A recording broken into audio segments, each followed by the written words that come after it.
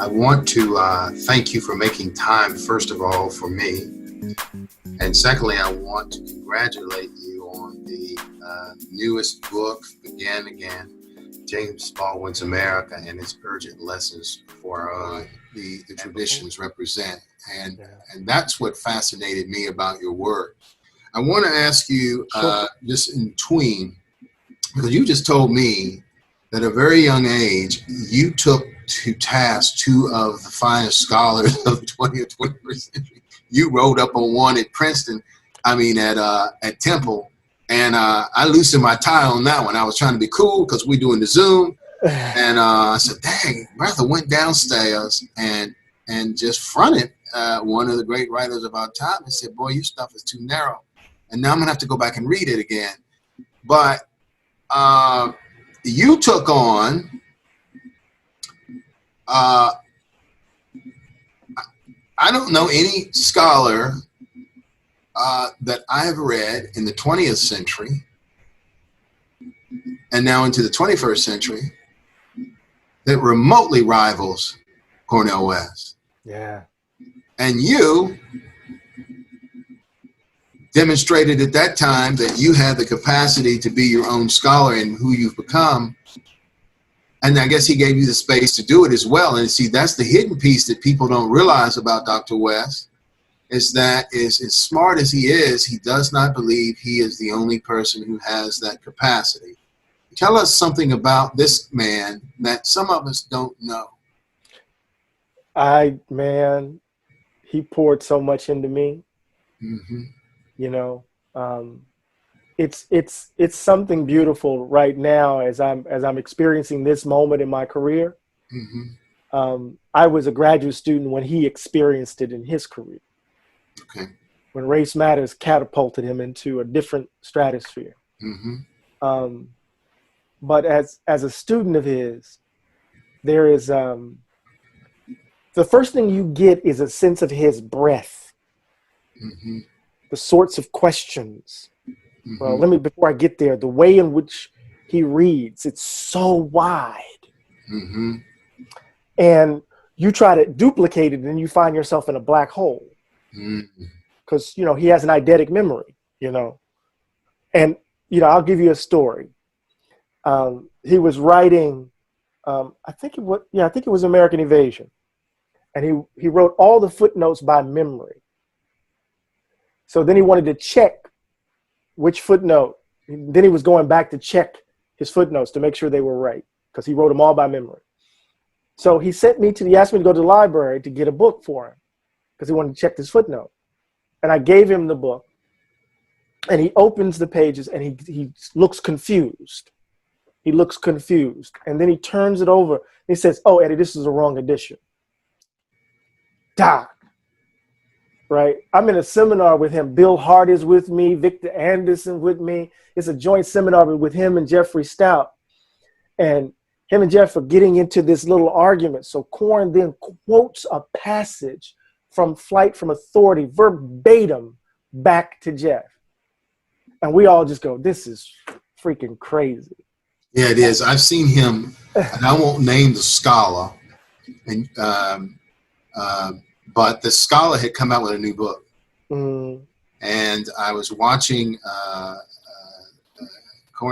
Dr. West was interviewing this particular scholar on C-SPAN, which would have been Book TV, and I don't know exactly where and when, but I read the book, and this person is a brilliant man. But when Dr. West gently began to interrogate the book, it became very clear that Dr. West could have drowned what is a first-rate, brilliant scholar. And I don't think the country, and certainly, I want to say it, man, I don't think black folks realize how much a gift he is to us. Yeah, I periodize African American studies by way of Cornell. There's pre-Cornell and there's post-Cornell. And what I mean by that is that there are different sorts of questions asked before him. Mm-hmm. Post-West, there's different sorts of questions that are being asked. I think being with him as a student, first you learn discipline. There's a discipline to his craft. He loves the life of the mind. He's going to get his reading done. He's going to get his work done. Oh, that's a mantra I used to hear all the time. Brother, whatever you do, get your work done. And then I think the generosity of spirit and the creativity of mind is so at the heart of his genius, right? So he's seeing connections and relationships because he reads so broadly. Right. I remember one time I was in his office. I doubt if he remembers this, but I had come in and I thought I had come up with this amazing read of Marx, right? And I was making this distinction because, again, I intuited Marx. I never really sat down with Marx, right? And I still haven't, right? I intuit these things. And so I come in his office and I'm like, boom, boom, boom. And I make this distinction. And he says, yeah, brother, yeah. And then he reaches behind him and he pulls out Raymond Williams and he gives me Raymond Williams. And boom. And I said, damn. And he said, no, brother, you just came up with an idea on your own that Raymond Williams thought of. Right? So affirmation. Another moment. Yeah. Another moment. I'm thinking about this thing and he wants to find a book. And he can't find the book. It's on by some black Marxist, I can't remember. And he gets on all fours. And he's walking around his office in Dickinson Hall trying to find this book for me. And he finds it. He said, look, and we go through it. Da-da-da. To this day, Doc, one of the first questions we ask each other is, what you reading? He gets his 5 hours of reading done no matter what he's done all day, he's going to get his reading in. And what I had to figure out is that he never asked me he was never demanding anyone to imitate. He didn't want sycophants. Even as he was becoming Cornel West, right? He was modeling what it meant to be in love with the life of the mind, and gave me the space, right, to find my intellectual voice. And I can't begin to put in words what he poured into me. Well, it's clear that you love his intellectual capacities as well as just I love him. I love him. Yeah, I love him too, and I've only met him a couple of times, but you know, the Cornel West and Langston Glaude. I mean, yeah, he's the godfather of my son. You beat it. Yeah, man.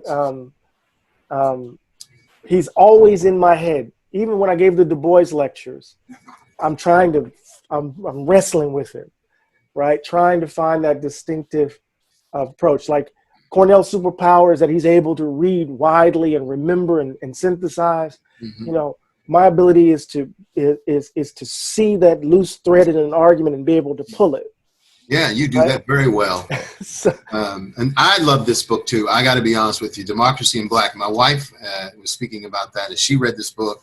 And I'm going to tell you something, if she were here, she cried when she read this book because it touched her about a nerve about what, you know, we know to be true. But it's different when you see it handled by someone who can present it in a way that not only does it tell our story collectively, a person reading it knows someone in the story. We all do. And yet it also it represents us to a broader, more critical white gaze and doesn't give them space to deny its truth. Yeah. This book too will be a work that will be a part of the literary canon, and people will be using it in their classrooms. And that leads to this question. Tell me about your writing style and who shaped it. Who informs your writing style? I'm going to be honest. I look very closely at syntax. I'll give you, while you're getting ready to answer that, it took me years to actually find my writing style because it took me years to really find my own voice. And Skip Gates. I used to read Skip Gates all the time.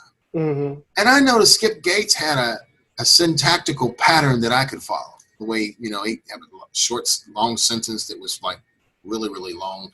and then he would explain it in a much shorter sentence. I say, man, Skip has a jazz sensibility after all, because he knows how to rephrase and bring it back. But who helped you find your style?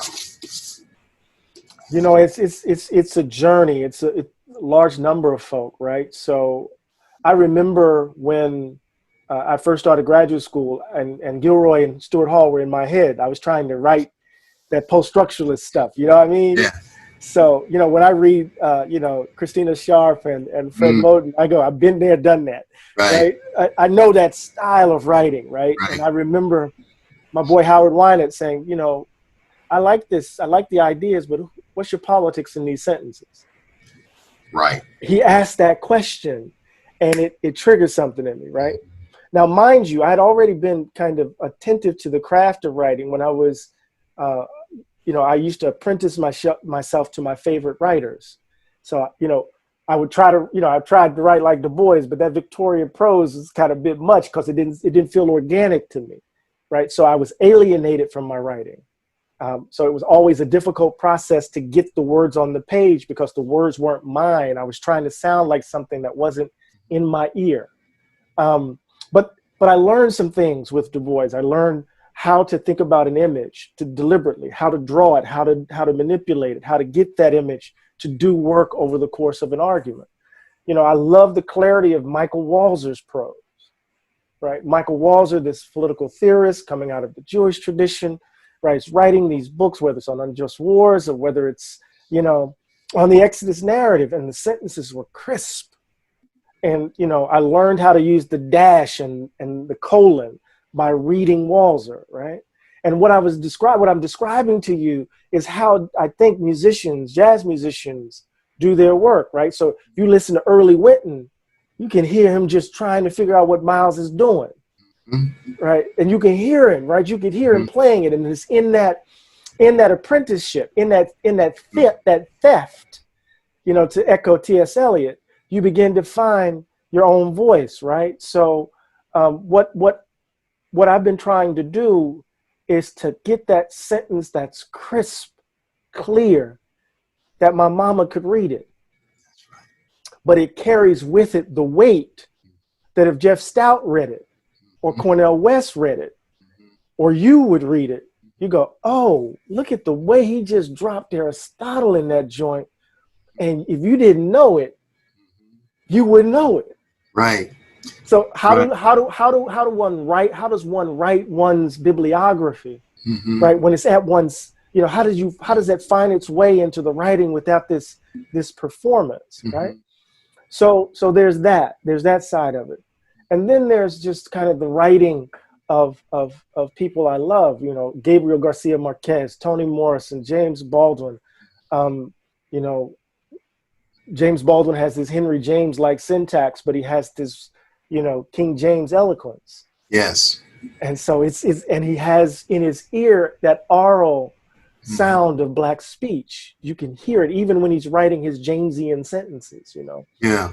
And then Tony being able to move forward emotion in a sentence. So all of it was about being deliberate. All of it was about paying attention to craft. I love to read writers on writing. So I'll read Kundera on writing. I'll read Henry James's prefaces. I'll read Faulkner on writing. I even assign my students, this is a wonderful book by Verlin Klinkenberg called Writing with Several Short Sentences, right? Read this, and, it'll open you up, right? So it's the short answer to your question is that there are a lot of folk that helped me learn how to write, but at the end of the day, it's just getting in the workshop, going into the woodshed and working on the craft.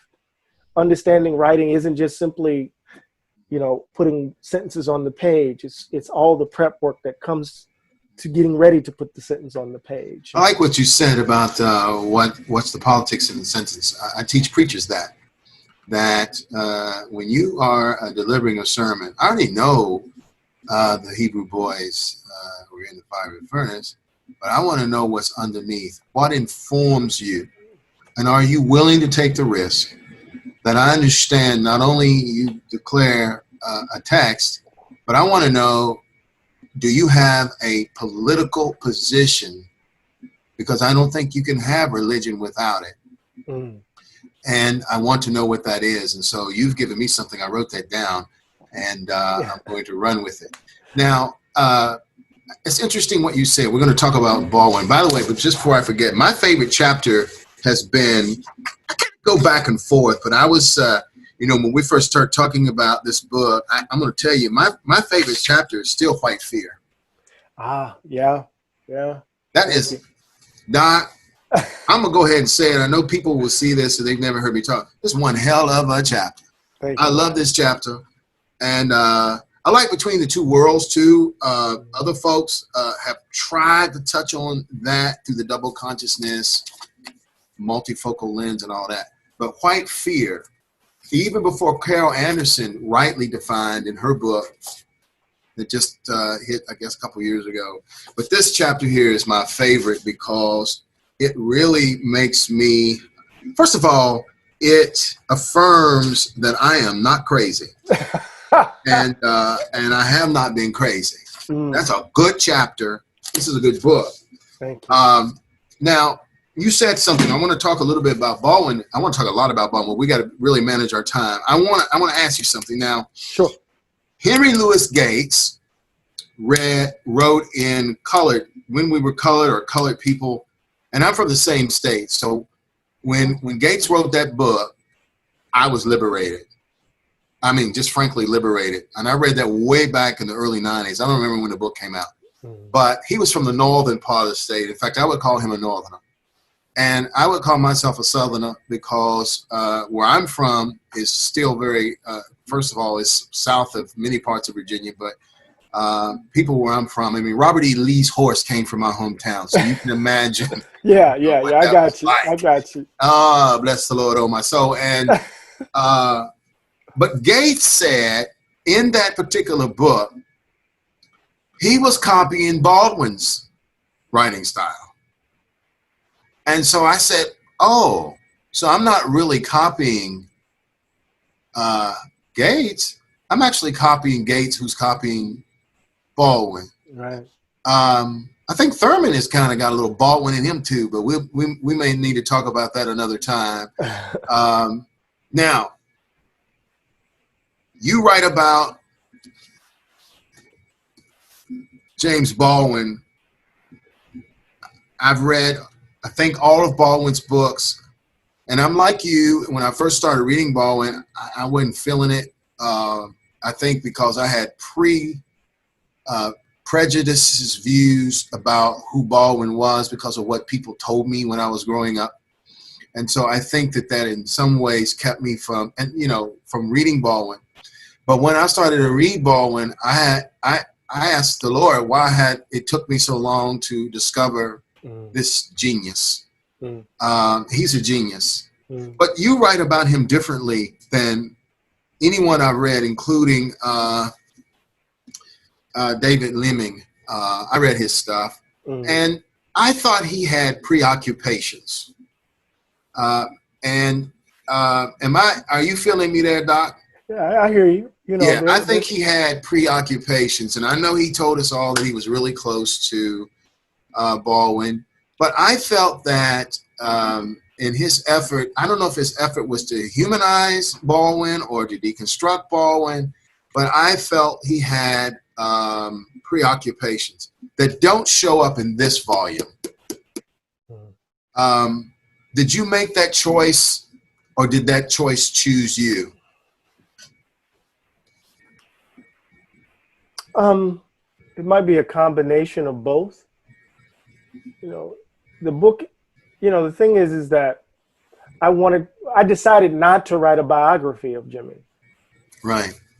Right. I decided that until they release those papers 30 years from now, that we're not going to get the definitive biography of Baldwin like we have of Du Bois and like we have of Ellison or the like.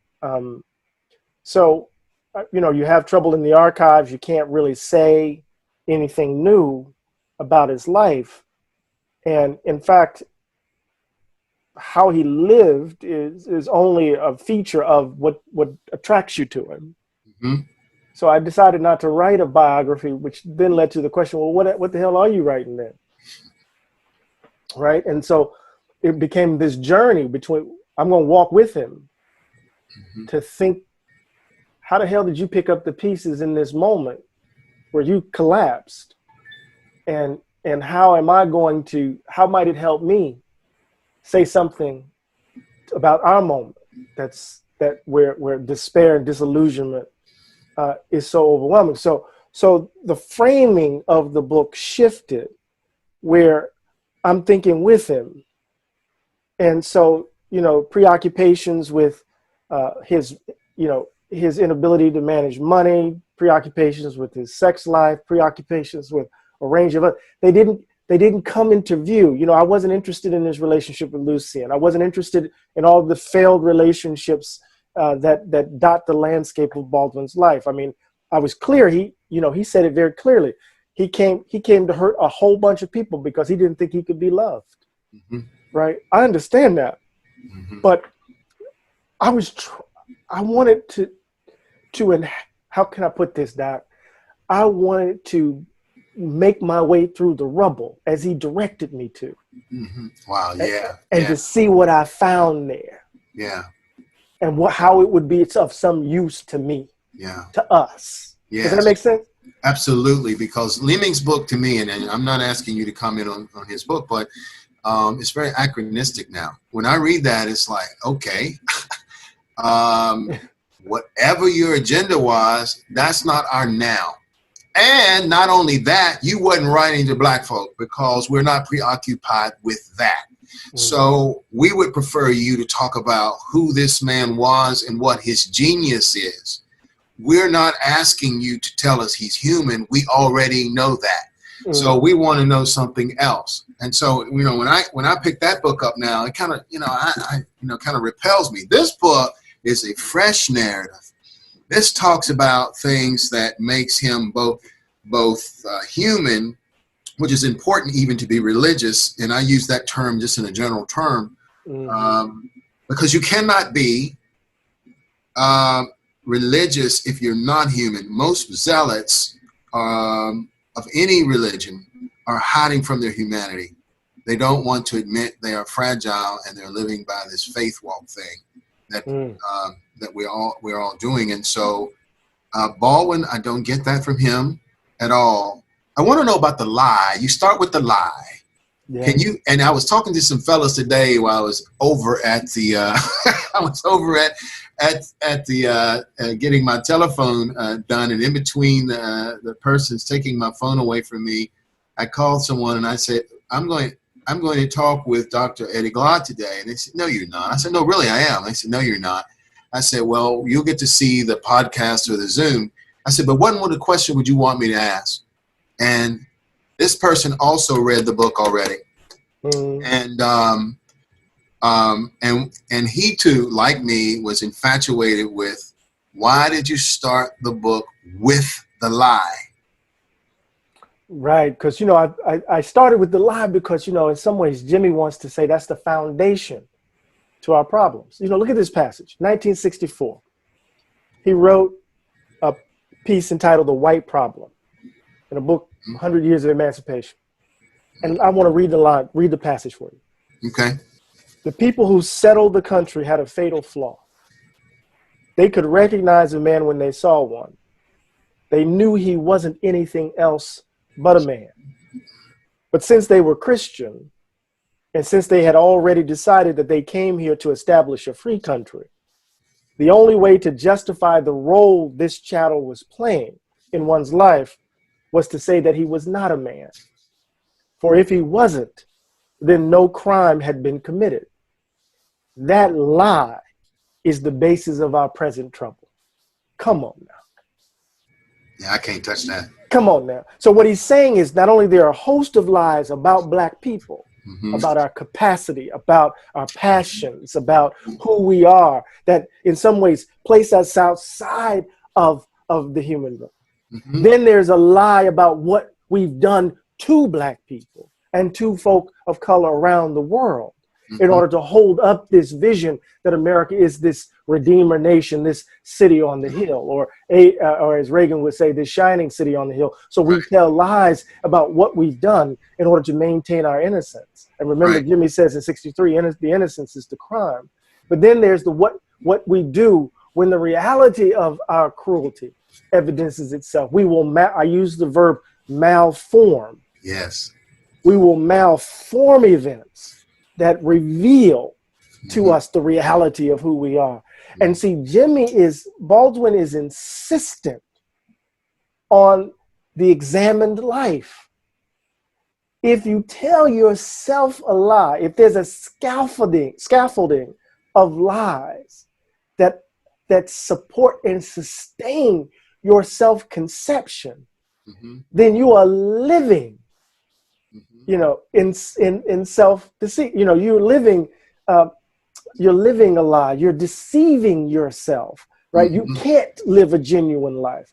And as I put it in one point in the book, I said, if your love of country is rooted in the lie, then the love itself is a lie.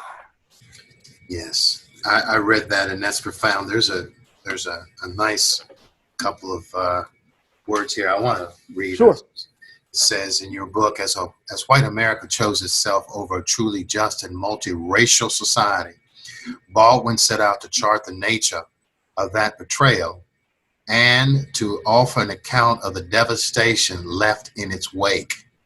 What happened to those boys and girls, and what happened to the civil rights movement as an indictment of America and Americans, he wrote.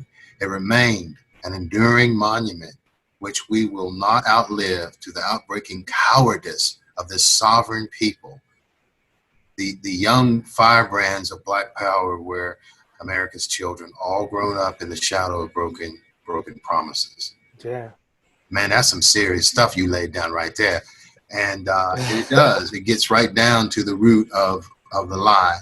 And I think, again, I just wanted to ask because, I think it's really appropriate. I like this one too. You pull on in the same chapter, in this light and most important for our current moment, I think of Baldwin as a critic of the after times. And I want you to talk to me about the after times. I take that phrase after times from Walt Whitman's 1871 treatise, Democratic Veritas. For Whitman, out of the ashes of the Civil War emerged a nation bustling with the energy of commerce, endowed with a vast and more appointed body. But listen to this, but with little or no soul. Now that's a profound statement. And the aftermath, the afterlife, after times that you pull from Whitman, and then you draw on this notion of with little or no soul. Well, first of all, just help me with the after times. But is little or no soul suggesting and that's at the tap root of the lie? White America didn't have a soul. Well, it's certainly one of its effects. Yes. Yes. If you live it, because it can make you monstrous. That's the key, right? Yes. So the after times is my attempt to kind of think about these moments in the country's history where one world is collapsing and another world is trying to come into being, but the ugliness is overrunning everything. So it's a moment of possibility, right? But it's confronting forces that are about to shut the door on that possibility. So it's a kind of interregnum, right? It's so Whitman is writing after the carnage of the Civil War, after the attempt at a multiracial democracy of radical reconstruction, and he sees what's coming. The Gilded Age is coming on the horizon, bro. Right? The nation is about to double down on this. Whitman himself doubles down on the ugliness. Right? Because by 1874, Doc, Whitman is like, I can't believe we're about to give citizenship to these baboons. right? I mean, and this is the same dude who wrote Leaves of Grass, who was anti-slavery. So you read the first edition of Leaves of Grass, he has a black character in there that's speaking about the horror of slavery. But when it comes to citizenship, he doesn't think we have the capacity to be citizens. So Democratic Vistas is one of my favorite books, but because he sees, right, how greed, how selfishness, how a certain way of being in the world is overrunning possibility.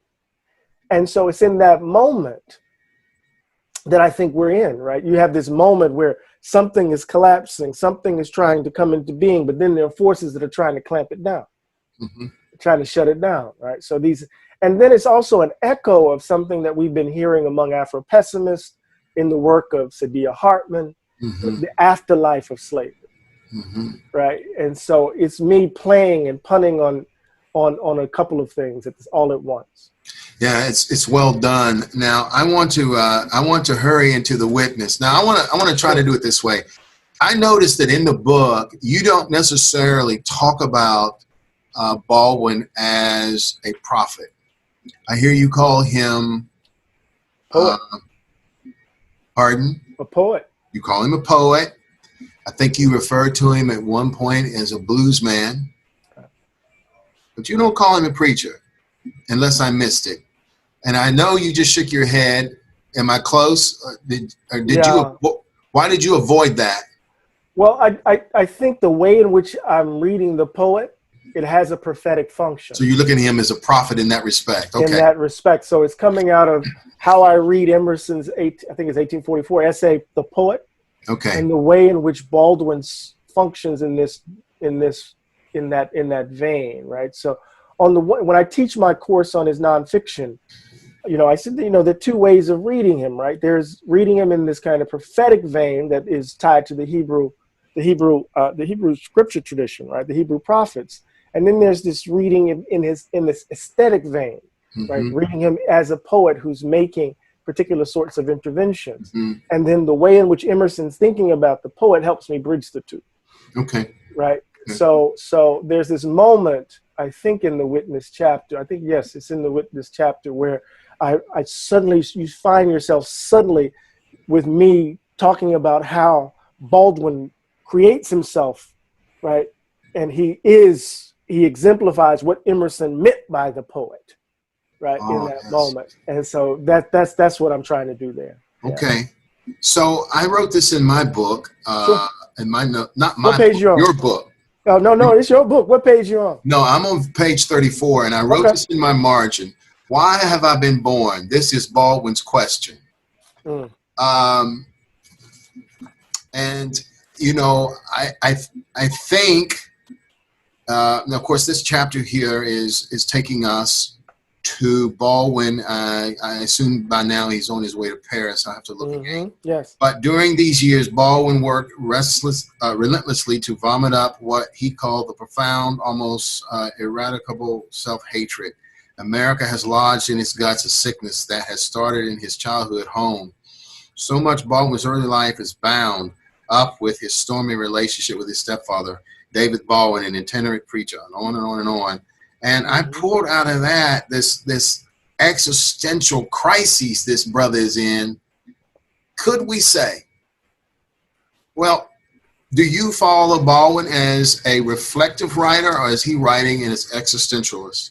Is he always writing to help him work through this clear, I'm just using a kind of a more of a generic understanding of existentialism. Sure. This clear and present danger, this constant haunting that past is never the past and the future. He's just living in the moment, trying to survive. And if he can't write it, he can't purge it. Is that the witness? And I think, let me let you answer that. Go ahead, man. It's in part the work required for him to be able to bear witness, right? So what this moment here involves the context that leads to his decision to leave the U.S., right? I mean, look, he's having trouble at home. His father is abusive. And much of that has to do with Baldwin's sexuality and the like. Baldwin is the subject of predatory advances in Greenwich and across the board. So, I mean, it's all over the place. You could see it. And he has these stories in his head, right? This young man who doesn't go past high school, right? I mean, just let's pause there. Yeah, right. Come on, right? So he has all of this going on in his head, and he decides that he's going to will himself to be a writer. Mm-hmm.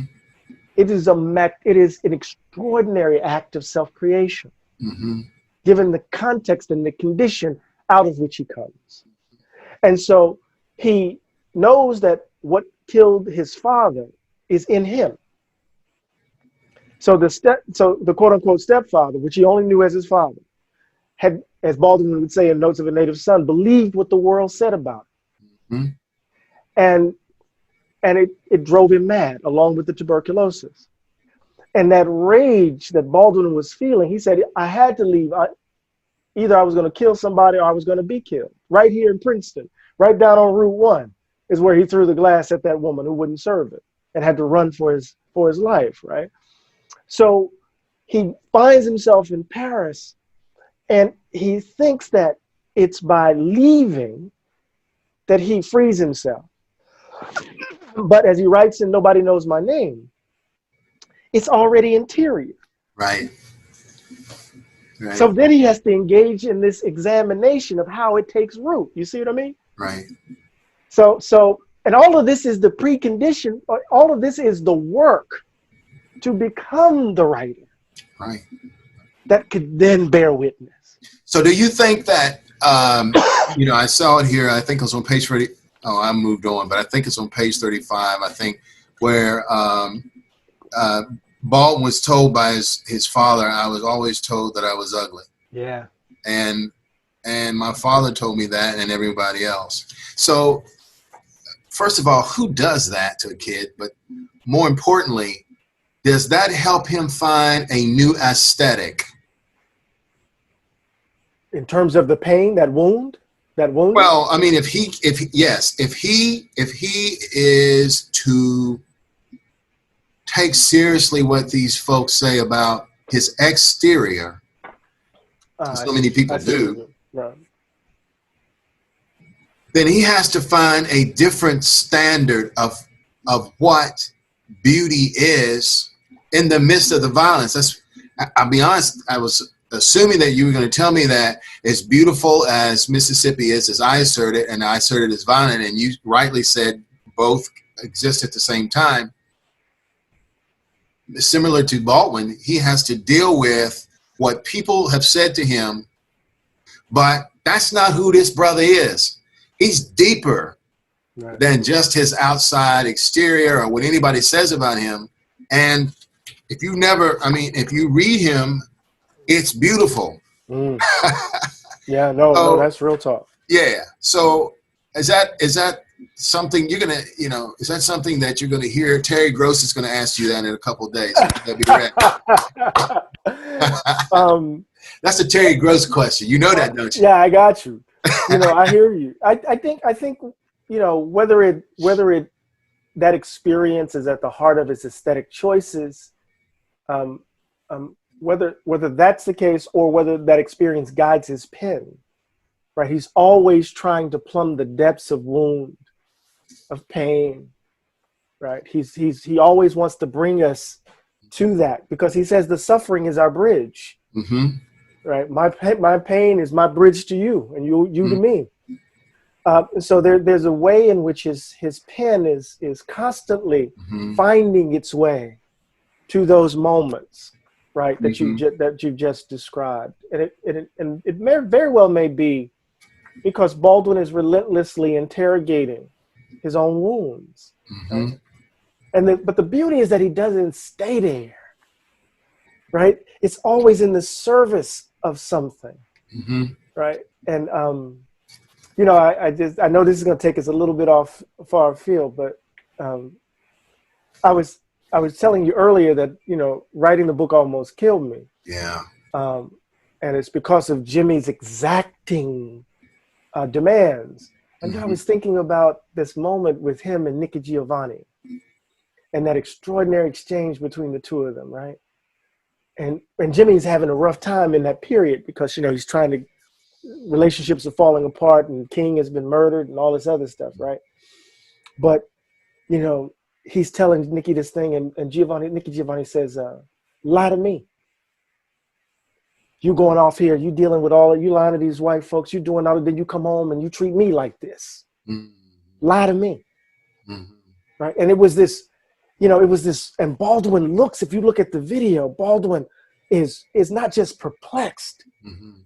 He actually can't imagine Mhm. her asking him that. Mhm. He said, I can't.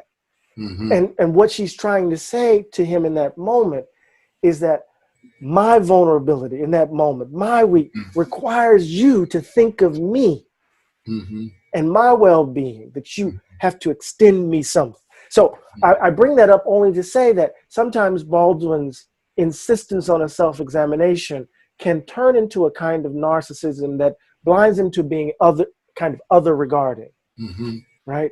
And in that moment, that Nikki Giovanni, in a very provocative way, when she says "lie to me," she's basically saying, "Think of me, Mhm. not just you, Mhm. right? You got to tend to me now."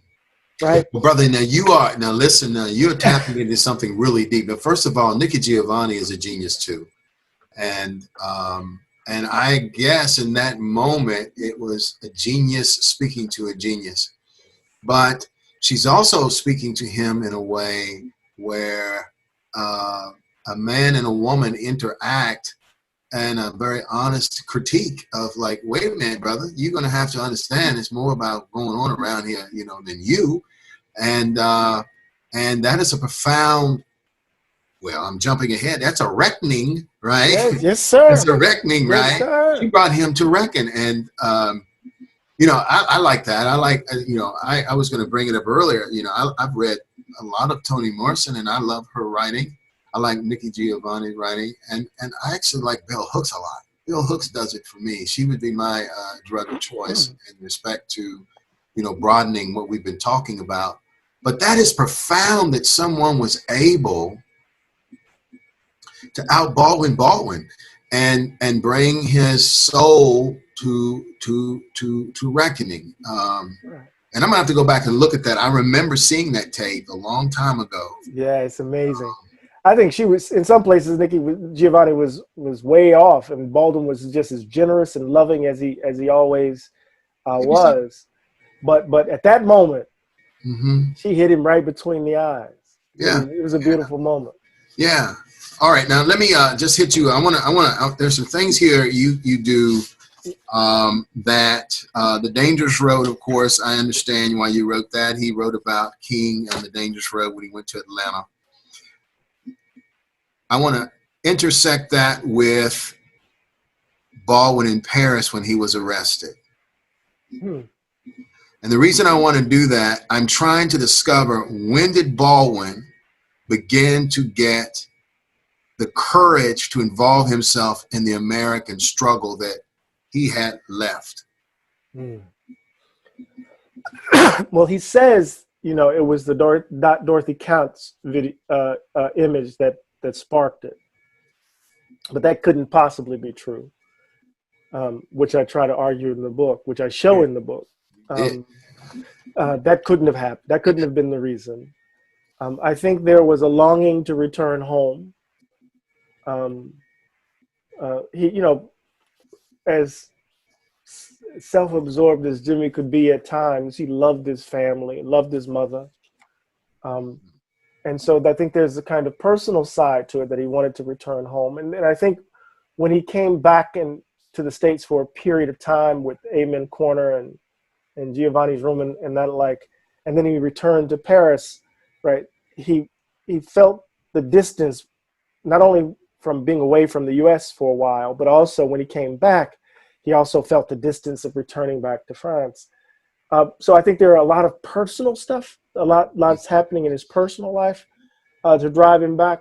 And then the movement is getting hot.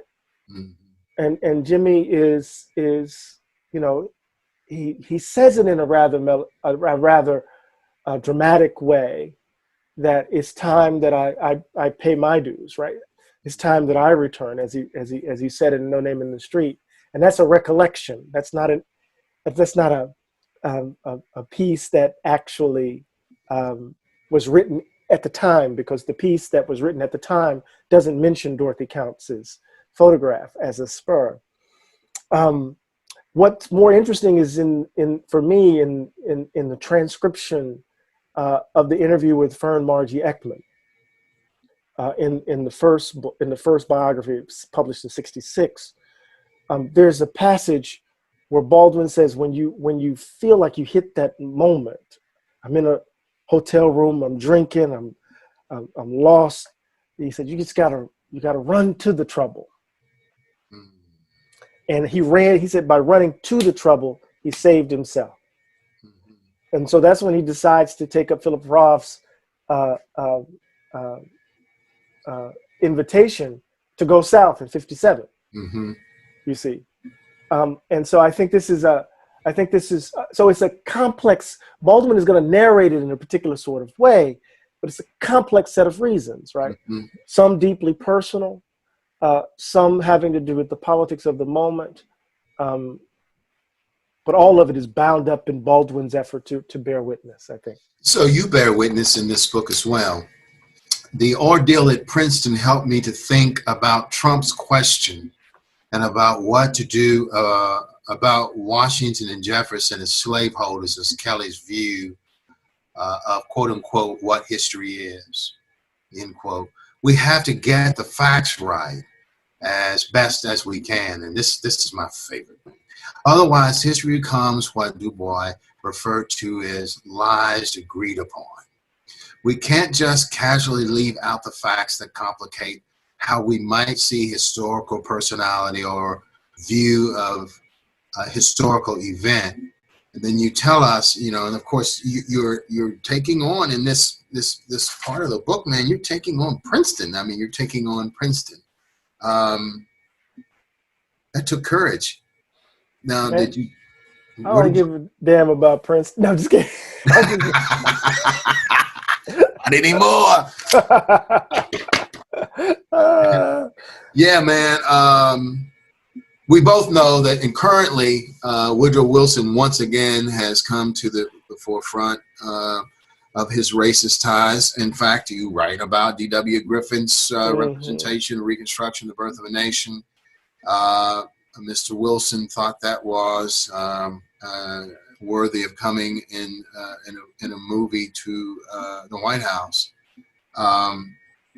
So when you are a professor at a university like Princeton, which most people will never even know what that's like, both intellectually or even politically, did you have that already in you, or did you channel Baldwin? How did you? I mean, okay, I read The Dangerous Road. At some point, we're talking about Baldwin, but I also see I'm talking about Dr. Glod. It kind of morphs into your Dangerous Road. Is that intentional, or am I just reading into it? No. I mean, the arc of every chapter, right, is you're gonna walk. Me and Jimmy walking together. I'm trying to introduce you to something about his biography. We're reading essays in particular, and then next thing you know, we're right dab smack in the present.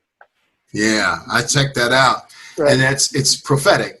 But I want to take a commercial break and simply say to the Morehouse School of Religion students who will be reading this, notice that I am a critical reader, and when I tell you about that, you heard it from Dr. Glod and Indeed.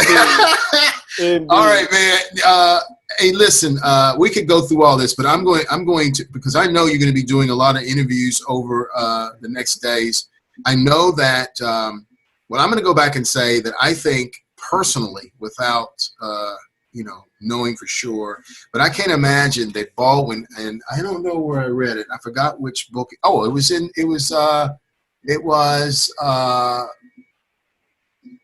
one of his writings about something in Paris, where he talked about what was that?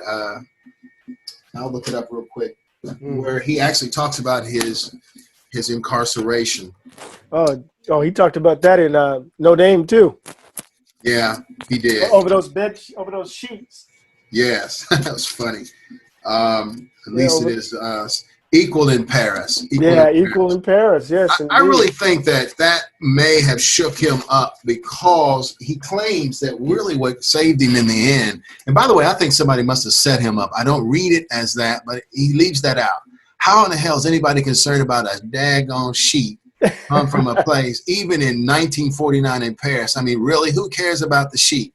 Yeah. And he makes light of it because he knows in America, nobody's going to come to your house and arrest you over a freaking sheep. But I think he does admit that his American passport may have been that which saved him. Mm-hmm. And so at that point, he is now realizing that without that passport, he's introduced to what he tried to escape in America. And I just wonder if that had something to do with his initial understanding over time that, you know what, I got to go get in this fight. But I want to end on just a couple of things here that Sure. you write about in The Reckoning. That's where I spent a lot of time. On page 101, you write, even though Baldwin understood Black power, for example, its condemnation of white America and its insistence on Black self-determination as a reasonable and in some ways wholly justifiable response to the country's betrayal of the civil rights movement, he never rejected the idea found in this formulation that we are much more than the categories that bind our feet. We too must never forget this insight. Can you talk a moment about Baldwin's, and I think really ahead of his time, he comes to terms with the value of the Black Power movement. How did he do that? So he understood what happened to those babies at Howard. Okay. You know, when I opened the book, chapter 1, right, with where is he? Right. I mean, he's talking with these Howard students, right? And he tells them really, he knows they've been on the front lines. He knows that they've been in the bowels of the South, seeing the cruelty and barbarity of these people, right? And he knows that they're weary. There's that moment that Kwame Ture, Stokely Carmichael in Eyes on the Prize, to say, you know, SNCC, we had seen raw terror. This wasn't about love. This was about power, right? And so Baldwin saw the conditions that darkened these young folks' eyes. And he told those Howard students, he told those students in NAG, he said, if you promise me, your elder, that you will not believe what the world says about you, I promise you that I will never betray you. And so he understood, even though he said, I don't believe in that mystical black bull, mystical black BS, right? He said, because that just springs the trap. But he understood that the nation had produced Black power, right? That these were the children of America's broken promises, as we read earlier, right? So I think he was trying, and King was too. They were trying to resist what they were seeing in real time. Now imagine how this works, where you have been struggling to get the country to change, and you see the country narrating your movement in such a way to justify its innocence, to protect itself. Yeah, I love that phrase, man. So they're going to tell the story of your sacrifice in such a way that absolves them of their sins. Yes. In real time. Yes. And so Baldwin had to bear witness to, oh, no. The fact that in 2 years, 2.5 years, you think about it, he's in he's in that apartment with those Howard students in 1963, drinking bootleg liquor to the late night, early morning. Not 2.5, 3 years later, Carmichael is declaring Black power in Greenwood, Mississippi. not 4 years later, 3.5 years later, the government is trying to arrest him as he's flying back into the States. And Barry Goldwater is calling him a traitor and wants him to be convicted as a traitor, as someone who's committed treason. The compressed time. This ain't a decade. This ain't 20 years. Right? This is 2, 3, 4 years. And so Baldwin had to tell the story about what happened, no matter the cost. It cost him his Nobel. It cost him also, he didn't get the awards, right? Baldwin turned his back on the liberal establishment and never received the recognition that he should have received because of it. He understood the cost. He did it anyway. And I should say this as a story. I don't know if it made it in the book.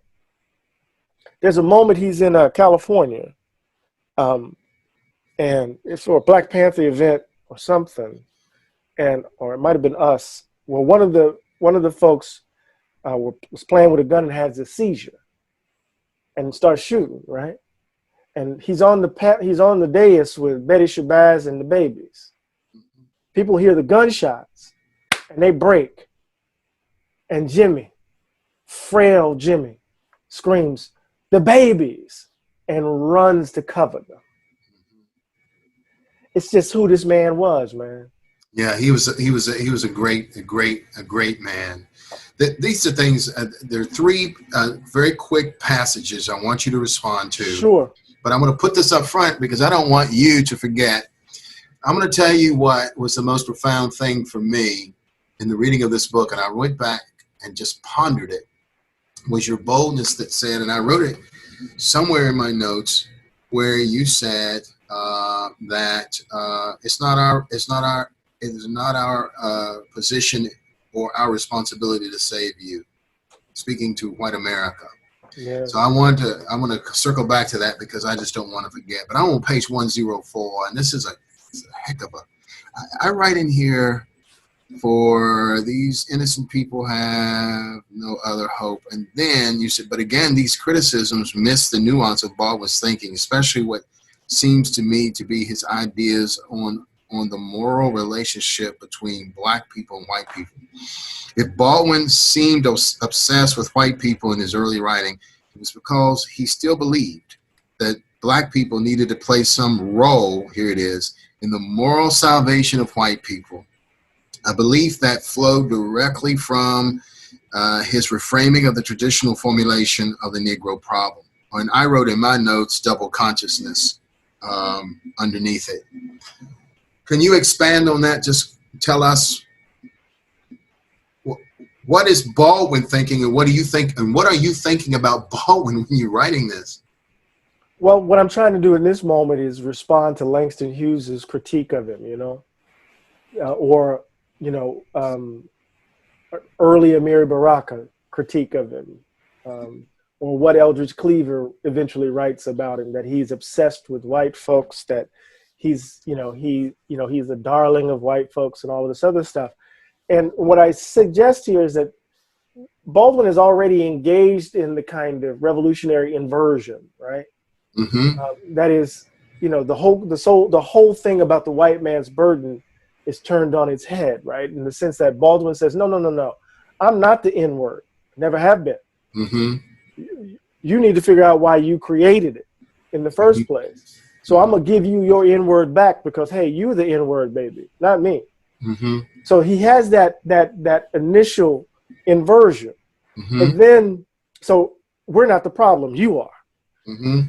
But given that we have to live in a world where you are the problem, we need to do all that we can to get you to see yourself otherwise. That's what he says to his nephew in a letter to my nephew in The Fire Next Time. Yes, we gotta love them because that's the only way they're gonna do X, Y, and Z. But by the time they kill King in '68, Baldwin gives up on that portion of his witness. He's not about trying to save white folk. That's not our task. But he's still committed to building a new Jerusalem. This is where we gotta I try to figure this out, right? That's good. So he doesn't give up. He gives up the idea that we need to save white folk because he understands that folly. Mm-hmm. but we still have to work for a better world. Is that true? I think so.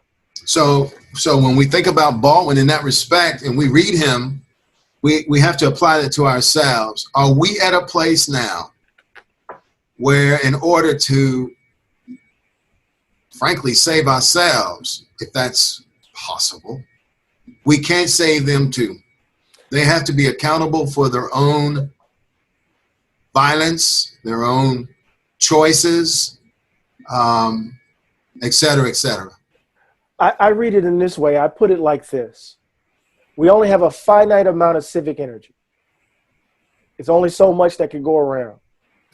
And we spend so much of our civic energy trying to convince people, Trump voters, racists, not to hold racist commitments.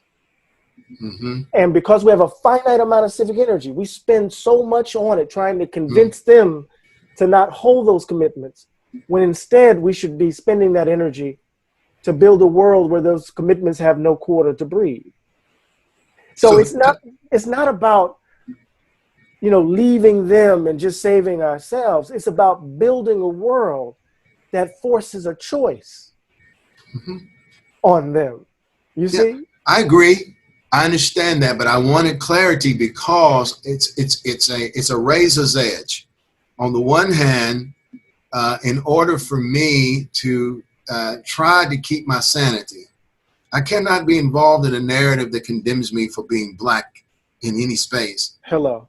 But at the same time, if you can accept me as a black man in this global space, then I will reach my hand out as equals, brothers and sisters, and work with you. But I'm not going to waste my time if the narrative and what you believe about me, and we can't bridge that gap. You right here, Baldwin came to understand that there were some white people in America who refused to give up their commitment to the value gap, man. God Almighty. That I'm gonna tell you, when I read that, that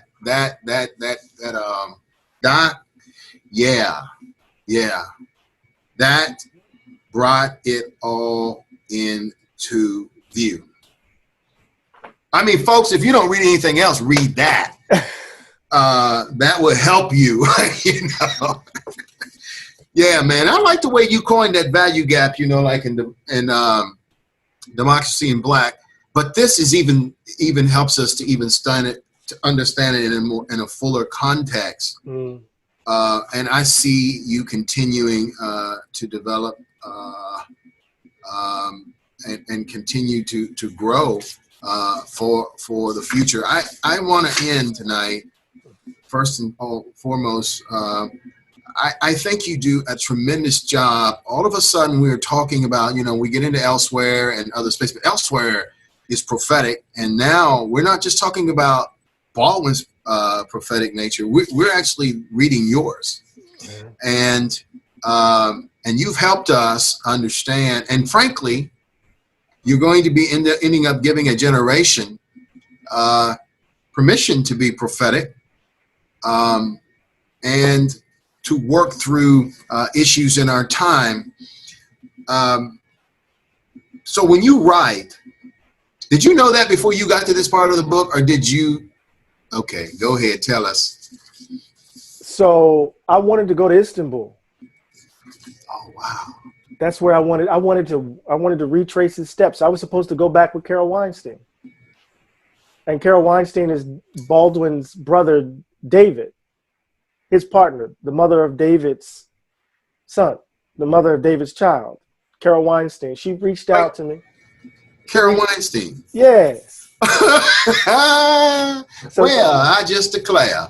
So she reached out to me and we connected and became really great friends. And so we were going to go back to Istanbul and we were going to walk those spaces again, and that's how I'd imagined the chapter. And then I couldn't go.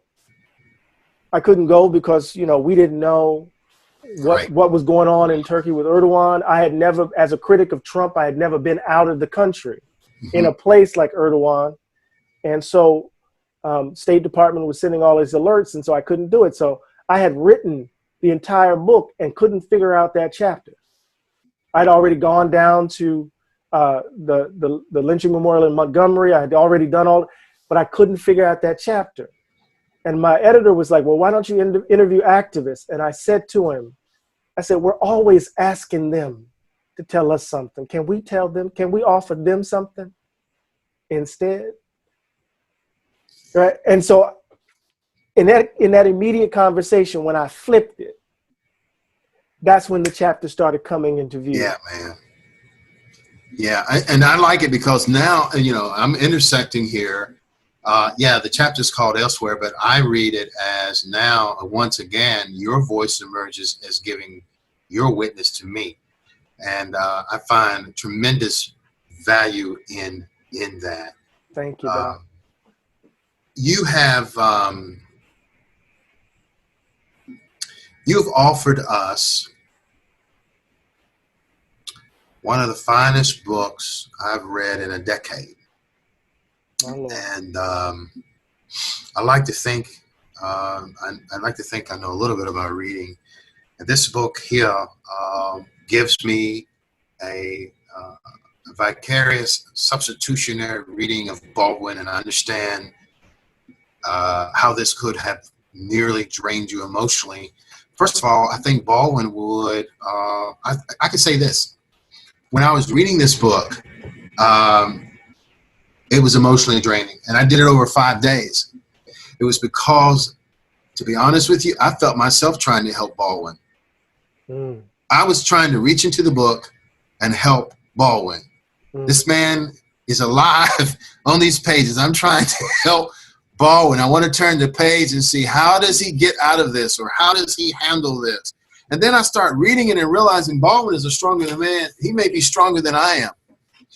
Just because he says he's afraid, just because he's fearful, he keeps doing it. And so he turns up my own view of my own masculinity. Like, dude, he's courageous. I don't know if I would have the courage to do some of the things that I'm reading in this book. So I can imagine how this book, and I don't know how many years it took you to write it. How long did it take you to write it? I'm talking about research. Well, see, I've been reading Baldwin for 30 years. Right. You can tell. But, once I decided that I couldn't write a biography, I had written, signed the contract, and I'm a whole year in, Doc, and I hadn't I hadn't written a sentence. I was a whole year in, and I hadn't written a sentence. And then when I finally made the decision that this is what I'm going to do, I wrote it in a little under a year. And my wife looked at me and told me, don't you ever do that boop again. Cause I can see that. I almost killed myself. Yeah, I can see that. It's a masterpiece. It will be a part of the literary canon. There's no question about it. I didn't even touch some of the things I really wanted to talk about. It would take literally another hour. I recommend this book to anyone and everyone. Man, I'm looking through all my notes in this book. I even write in page 198. This paragraph is idealistic. I'm concerning myself with the New Jerusalem, and of course Jimmy's view. And you can go on and on and on, and it's going to be one of the best books for the next several years. And people will try. Frankly, I think, and here's what I was talking about to you maybe during text messages. What I think is you have given us a literary style that divorces us from the Eurocentric pattern of how we're supposed to put the book together in the first place. This book is not a Eurocentric read, people. This book is a narrative that is almost puts us in real time and space. From the very moment you start reading it until you end it, you are entering into the book. And I like that. In fact, I love it. And I think this is going to be a different way. Some really smart kid down at Spelman or Morehouse or wherever is going to start trying to copy the style of writing that frankly captured me from the very moment I picked it up and started reading it. So my last question tonight, Dr. Glott, is this. How did you carve out you in neoliberal space, whether it's at Princeton or even when you have to appear on TV? That's a very neoliberal space. But I don't hear you talk about neoliberalism when you on there. Yeah, you got to choose. At all. You got to choose your language, right? Yeah, bro, but you don't do that. I mean, you know what? We who think we know a little bit about the term I just used, you ain't doing that. This is definitely not it. Democracy in Black isn't either. How did you do that? Or is it commitments? I was just about to make that move, right? So there is the ongoing necessity of trying to be honest with yourself on the page, of being ruthlessly critical of when you're performing, right? Of searching for the sound of the genuine in your voice at all times. And, my mama tells me all the time, the reason why these folk like you, and my nickname is Bebe. So the reason why they like you, Bebe, is because they know you, they don't know what you're going to say. And they know you're going to tell the truth. So just keep telling the truth, baby. That was my mama who, and so part of what that means for me is that even if I'm wrong as 2 left feet, I'm going to try to be as truthful as possible, right? In my understanding of it. So I think, how can I put this? I'm going to shift to the aesthetic for a quick second as my final answer. This is my canvas, Doc. I want to create art with this life that is mine and uniquely mine. And how can I, in the process of trying to forge something, to create something beautiful in the living that I'm engaged in, how can I get that on the page, right? And be of some use. Oh, I'm quoting my man. To be of some use once I'm gone. And so being true to my commitments and daring to create in public with others. That's at the heart of what I do. And the world be damned as it is, because we're trying to build a much more just world in the short time that I'm here. Well, you have created that on canvas and art, and the poetic use of your prose. We oftentimes listen to you, and I tell people that he is a Princetonian in some respects, but he's still a son of the Black South. He knows how to use cadence. He draws us in. Come on now, preacher. Yes, sir. And I have learned much from you, and I am grateful for God raising you. I really am. And I'm grateful that I've had this privilege to just share with you. You didn't have to do this. I'm going to have other platforms in the future that I won't speak of now, but I'm going to promote this book because I'm a Baldwin dude. Thank you, man. And I was just so amazed by the book. I wrote in something I wrote somewhere. I don't remember where it was, but I said it was Howard Thurman. Now I start with the point. I believe that Du Bois is the parent or the father of Black liberation thought, and therefore can be Black liberation theology. But I believe it's Thurman that legitimizes him for the church. But Baldwin is in between Thurman for me and King. Somewhere in the middle there. Baldwin is both Du Bois and Thurman to me. And so when I read this cat, I'm like, this earthiness, this honesty, this vulnerability, this thing that I wish I had the courage to be. And if that's not a good point of the incarnation for some of us, then we're not going to get it. That's what it is. If you cannot understand the humanity of Jesus, you can never accept his divinity. It's a pipe dream. And those of us who say we're into the divinity of Jesus, but we divorce ourselves from his humanity and his vulnerabilities, that's not a definition of a follower of Jesus of Nazareth by any fashion. And so this book helps me do that. And Eddie Glaude, you are a genius. And thanks for what you're doing. And I look forward to hearing you deal with Terry. I want to see how he handles Baldwin. And I'm going to end there. I will ask you to